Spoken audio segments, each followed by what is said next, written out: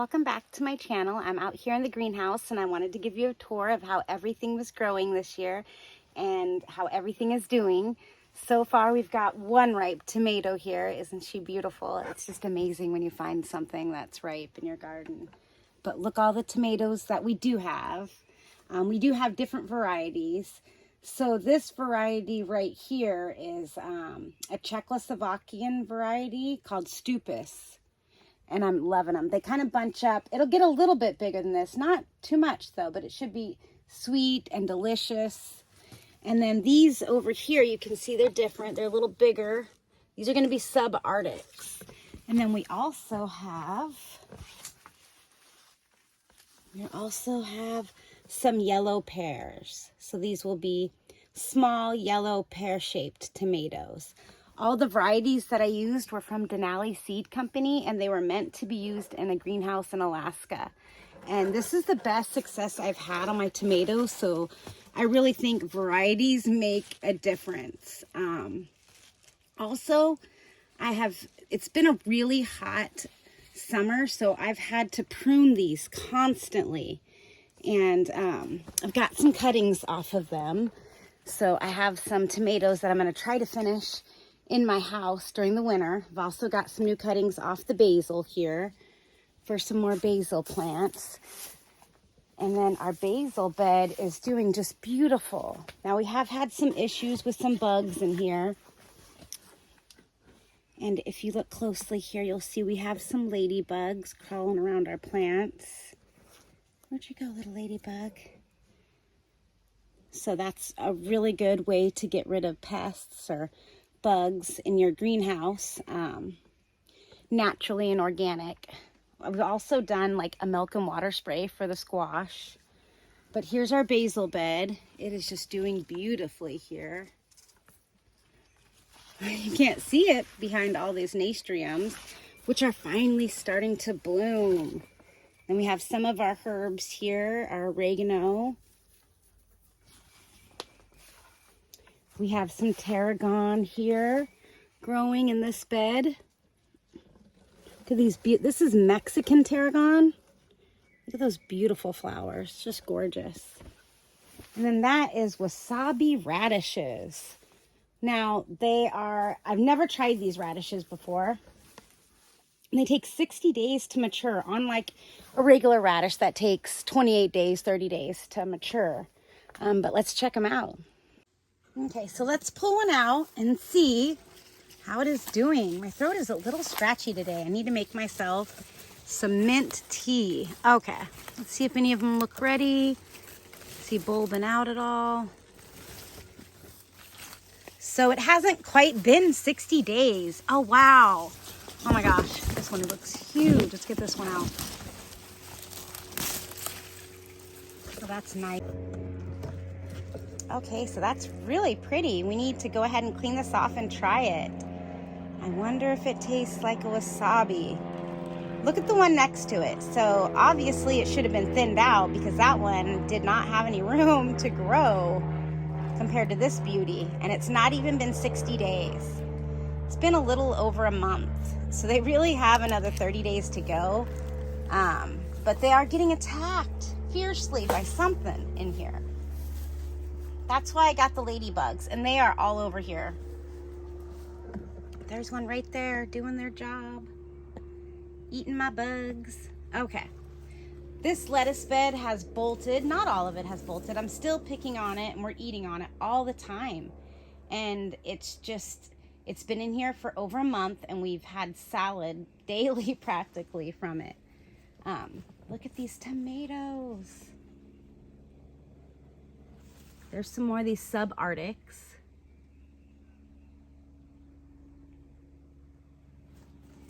And some more of the Stupus.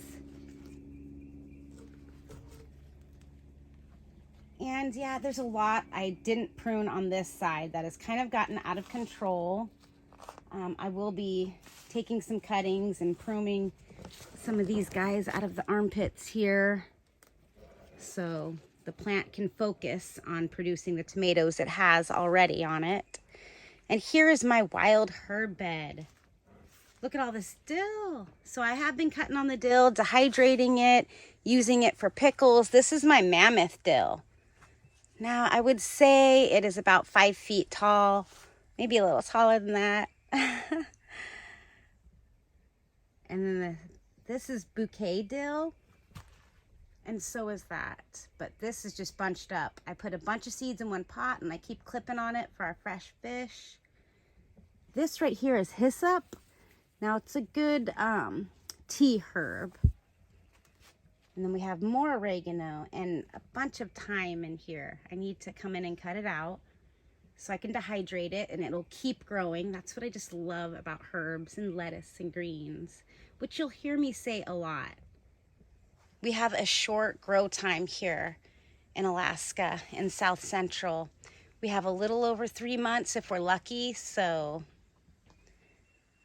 you can see how beautiful this greenhouse is filled up. We've had a nice warm summer, which has helped. We have some flowers to bring in some pollinators.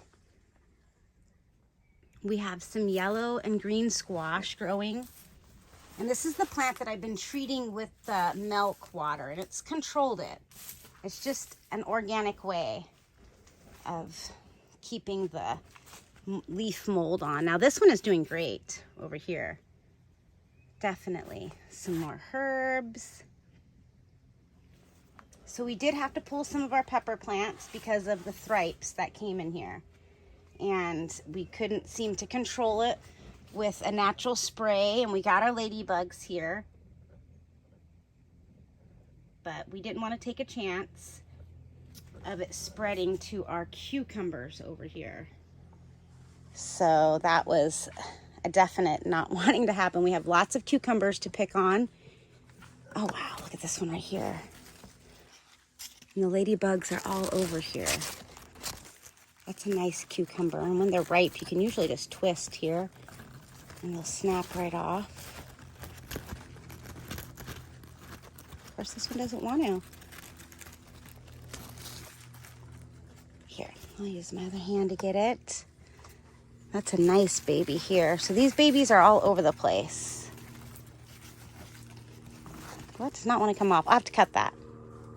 What a bad example, huh? But there's cucumbers, and this was a self-pollinating cucumber plant. It's called a muncher plant, but you will have better success if you also hand pollinate. So we have been hand pollinating also. Here's another cucumber here. That's nice. Oh, I see one down in here. Oh, that guy needs to be picked. He's ginormous. And I know there's some more in here. I mean, every day I find a ton of cucumbers. These are great for pickling. There's another nice cucumber. Well, it's getting there if you can find it. And these have also been pruning a lot, and I noticed there's some yellowing on the leaves. I did give it my Alaska fish fertilizer, which I just fertilized a few days ago. And we've got lots of babies coming up here. There's our ladybugs. Tomatillos, now that's a whole nother story. It was my first year trying to grow them. I would do it differently next year. They are not happy. I fed them too much nitrogen. And you can tell there's some curling here that's been going on, and they're just not happy. So that was an experiment. Sometimes something fails and you learn from it. Now I have a ton of lettuce to harvest out of this too today. Some beautiful lettuce here. And I pulled the center so it wouldn't bolt on me right away. This one I might have missed. No, I got the center here, so it's just sending up 2 other shoots. And this lettuce we can eat on also. And then the bed I started just about a couple weeks ago, maybe, has carrots and beets. I need to thin it out and pull any weeds that are in here. And this is also just an experiment. I had some extra dirt, and I had this kiddie pool that I found under the house, and I thought, why not utilize it and try to grow some more food? And here's our winter squash. Now, we've mostly been finding male flowers on this winter squash, but we have finally found a couple of female flowers where we come out every day to check and pollinate. to make sure that we're going to get a harvest here. And we've got lots of strawberries even in here that are ready to be picked on. And the cucumbers, they just keep growing. I've had to go to the nursery and buy over 100 of these tomato clips just for the cucumbers. I'm not complaining, and it's only one variety, the Munchers. Here is another, excuse me, another winter squash plant. And pull that weed. She's doing okay. She's been struggling a little. I had her in a different spot, and she was getting some drippage on her leaves, causing this. So she should green up pretty soon here. And hopefully she's got one female, oh, two. You can see the little squash there growing. Flowers. We've been hand pollinating this also. And then some lettuce I did not think was going to survive. I don't want to buy the plastic though. That's one thing. When you put stuff by this plastic, like I did the tomatillos, it gets a lot of drippage from when the greenhouse will sweat on these really hot days. And it causes a lot of this on the leaves. And it also could be from my watering. I've tried to be consistent. Cucumber plants are pretty finicky, unlike my tomato plants that I can stress just a little bit without some water. And they'll keep producing very well. So this is our greenhouse for 2022. We're growing lots of cucumbers to make pickles for the winter. Lots of tomatoes that hopefully will ripen in time and we can make sauce or just can some stewed tomatoes. We've also got a butternut squash plant. So this was an experiment of mine. Let me pull that lamb's quarter.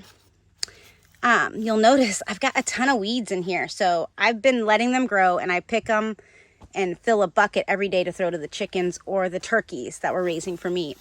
But you'll notice I've only found male flowers so far. So hopefully we get a butternut squash. And this beautiful dill.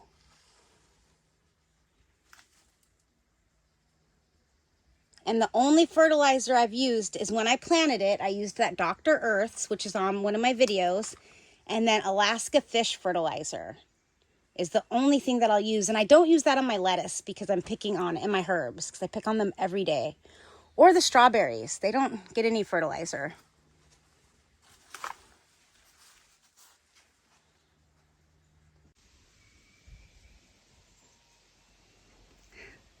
So the dogs are out here with me giving this garden tour. This is our beautiful walkway coming out to the greenhouse, filled with yarrow growing wild everywhere. It's one of my favorite medicinal herbs. And my daughter planted a bunch of sugar snap peas that are finally coming up. They're struggling in this clay soil that we're working with out here. And then here are all our beautiful potatoes that we've only used nitrogen straw, nitrogen straw and some soil. And they are doing beautifully. We've got 3 rows here. 2 of them are 30 foot, 2 are 40 foot, 1 is 30 foot, and then this new bed I put in. So I had the turkeys down here, and they cleaned a bunch of, this was barren a couple weeks ago. I ended up moving them because there was nothing else for them to eat. It's all growing back, but I decided to take this area that they had worked and turn it into a lasagna bed. We have some cardboard down there. Now, I didn't have a lot of soil. I just worked with what I had. And this is all now a huge radish bed at this end. Half of it's all radishes. We have French breakfast and Easter egg radishes. And then we have beets coming up down here in this other half of the bed. And hopefully there's enough soil. If not, the greens will be feed for the turkeys. See, we've got flowers already coming up on these potatoes here.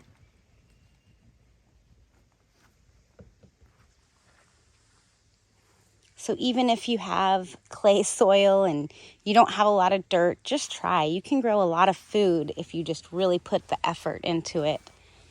This is our rhubarb. We did do a hugelkultur bed over here. Now I'm probably saying that wrong, but it's growing okay. It was struggling before where it was at. So We have to bring all our soil in and try to work with our soil so we can reuse it every year and bring new soil in. So it gets pretty expensive to keep up our gardens. But we do plan on adding on to this whole area.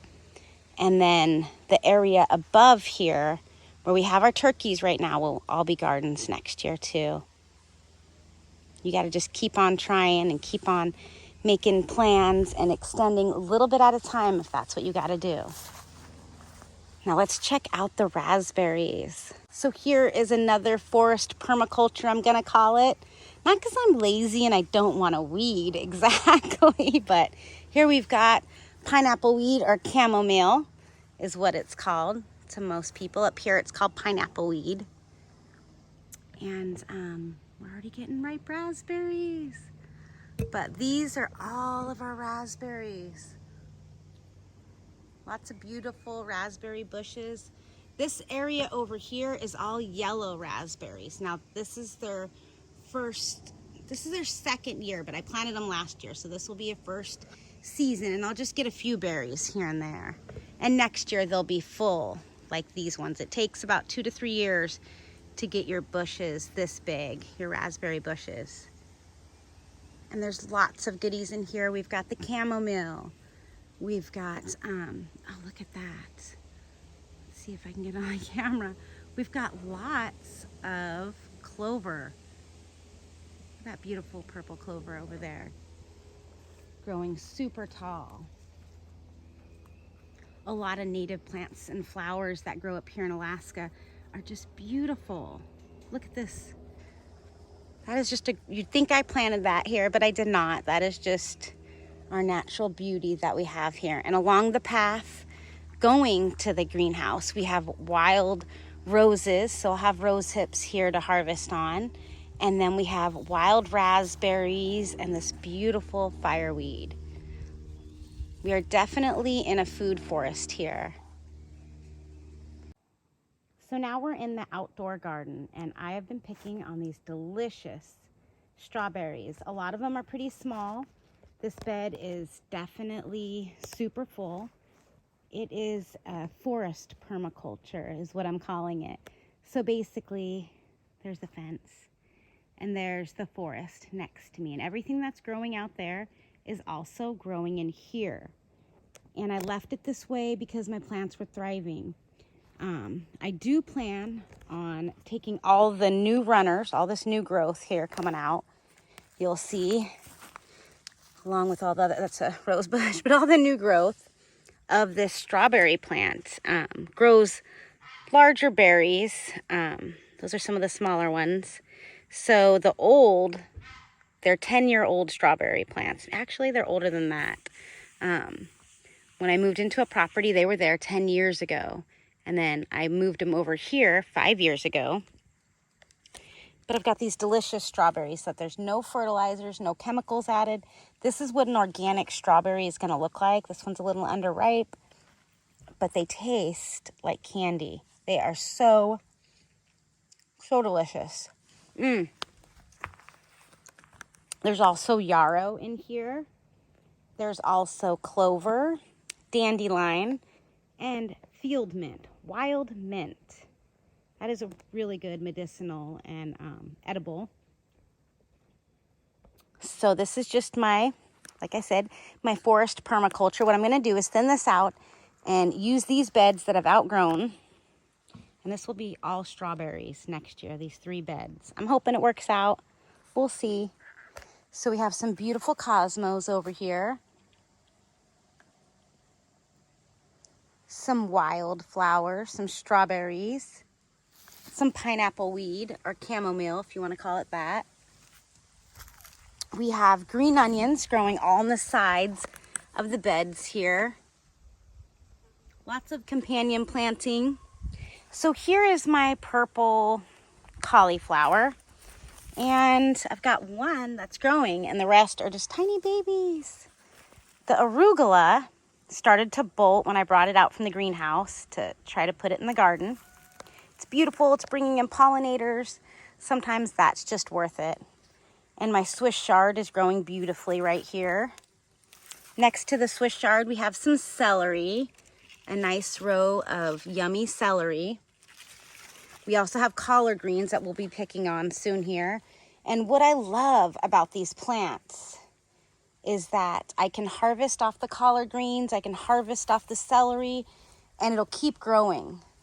And I can harvest off the Swiss chard, and it'll also keep growing throughout the summer. So you have a continuous harvest. You need to think about that when you're growing food. Like, what purpose is this gonna serve? Is it gonna be for canning? Is it gonna be to eating on? Now you can blanch the leaves of the collard greens and the Swiss chard and vacuum seal it and keep it. And that's what, you know, the cauliflower, obviously, I can make, I can blanch it and freeze it, or make like an Italian pickled thing. I can't even know what I'm thinking about. I can't think of the name of what it's called. So here's our forest and delicious broccoli. Delicious broccoli that I am going to harvest today. So this is also another thing that I am going to pick, and it'll grow back broccoli. We'll get new broccoli on all these smaller stems here, but we'll cut this top off here and harvest that. And the kale, we can also harvest now, and it'll keep growing. We've got some stinging nettles alongside the garden here, just beautiful.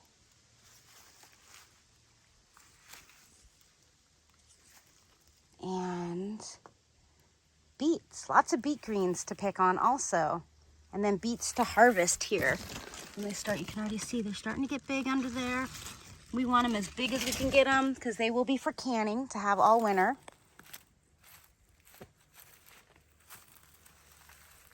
And this garden has only been amended with our chicken compost and some rabbit compost. And what else do we, and I added, I'll show you what I fertilize with. It's Alaska fish fertilizer. So I'll show you that also. So here's some beautiful, look at this, cilantro that I will cut down. I'll probably cut it down to like a leaf here. It's always good when you trim something and you want it to grow back, to cut it where there is some growth, and it'll create another head coming off here and turn into a little bush. So this is some of the cilantro right in front of the cabbages. And the cabbages, I believe this year, what were the name of them? I'm trying to remember the name of these cabbages. They are growing very well. Very well. And then the kale, we have more kale in this garden. So the cabbages will be for sauerkraut and just eating on. And I planted them in here really tight, but look at this, that's hard, there's a rock. I don't see a lot of slug activity. We haven't had a whole lot of rain, so that's good. So here is some, this is called self-blanch cauliflower. Look at how large these leaves are. This garden we had a chicken tractor in last winter, or before the winter, in the fall, after we harvested our food. And this garden, I've noticed, it had a lot more compost in it. And the leaves of everything is huge. I showed you that purple cauliflower. And these leaves are definitely 3 to 4 times larger. And these greens, you know, we'll be able to use also. We have another huge area of beets that are getting overcrowded with this purple cabbage. Now the purple cabbage is tiny. Hopefully in the fall we'll get a harvest here. It looks extremely healthy. I don't know if it's bolting or what's going on with it, because our other cabbage are little balls already, so we'll see. And then we have here, we have our chives that come back every year. I never fertilize the chives. They just grow like crazy. And we pick on them and dehydrate them all the time. And here is a bed of cilantro, which needs to be trimmed. Like I said, the cilantro will keep growing. You just want to cut it, like right in here, this little armpit area. Cut all these heads. You can cut it down to here so you have that nice huge top. And this is the first year I've grown cilantro like this, and it is so delicious. A lot stronger than the cilantro you get in the grocery store. Loving it. I did start this all by seed. And over here, these were some of the rescue plants I bought that I saw at the Home Depot, and I just had to get them because they were dying. And they're thriving. They are collard greens. They're really far behind. They've only been in the ground for maybe 2 weeks. We've got, here I started this by seed, a bunch of sage growing everywhere. So I tried to grow it in the greenhouse. It does not like super hot weather. It's doing great over here where it gets partial shade too. And it's thriving. It's doing very well. So I have lots of herbs in this garden, lots of greens to eat on fresh and that I can freeze, cabbage that we're going to put away for the winter. So this is a really good kitchen garden, a garden that will provide some food to last us. It won't be the whole winter, but it's going to help definitely keep the pantry stocked. But I have outgrown this garden, so that's why I want to make it into a huge strawberry forest. We are about to cut this broccoli here. So here's the broccoli that I just cut out of this garden and harvested. We cannot wait to eat on all this delicious broccoli. And all these lower limbs here will produce more broccoli. So when you cut your plant, remember, keep watering it because you're going to get more.